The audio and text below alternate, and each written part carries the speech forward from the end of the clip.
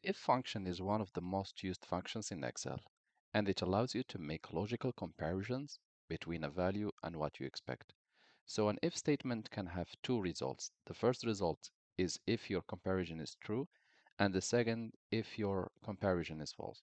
For example, here we have a table, and we have the budget, and we have the actual spending. Our function will be as following: equal if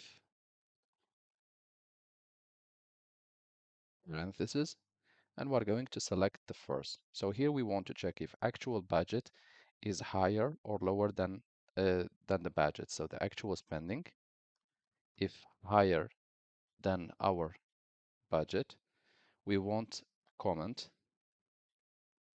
comma, quotation mark, over budget. So at this stage, if our actual spending, C2, is superior to our budget, B2, then the comment which Excel will give us, over budget.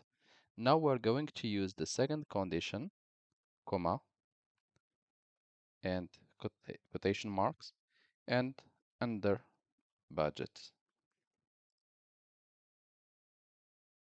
quotation mark, closing parenthesis, and hit enter. So here it states over budget, which is true. And let's apply for the remaining cells. And here we have an under budget.